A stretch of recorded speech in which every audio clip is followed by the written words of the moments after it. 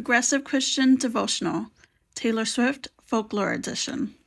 Historically, we don't actually know much about the reign of King Saul. Our main understanding of his reign is from the biblical text, which overwhelmingly paints him in a negative light. There are some good characteristics the text highlights.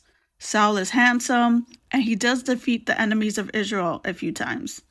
And yet from the beginning, his reign is doomed to fail. David, at least early on, is overwhelmingly presented in the text as a pious, holy person who recognizes Saul as God's anointed despite Saul's horrible actions. Saul, however, is unquestionably the villain of the story.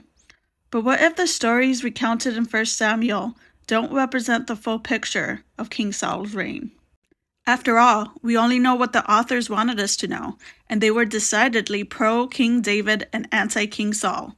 But how would the stories recounted in 1 Samuel be different if they were written from a pro-King Saul viewpoint?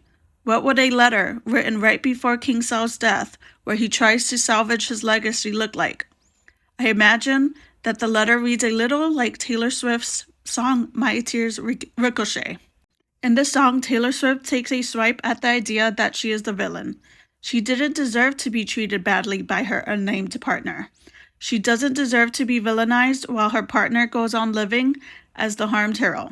Yet she knows that memories of her and their time together will haunt her ex. In a similar way, I can imagine King Saul on the eve before his death, gathering his thoughts. Perhaps Saul recognized on the night before his death that he was finished.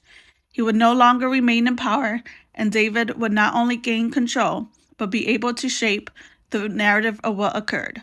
History would remember David as the innocent one, and Saul the unrepentant, cruel, selfish ruler. But Saul makes a promise. He will haunt David for the rest of his days. His memory will be a curse, bringing nothing but pain and sorrow to David. David will hide behind his acts of heroism, but the truth will eventually be brought to light. The world will see what type of person he truly is. It is important, when reading text, especially those considered to be sacred, to think about who is shaping the narrative and whose stories are left out. Prayer. God, remind us that history is often written by the winners. Give us the strength and courage to question the common narratives we have been told, even the ones found in our sacred text. Check my bio for the full devotional, and if you're on an app other than the Clock app, check the comments below.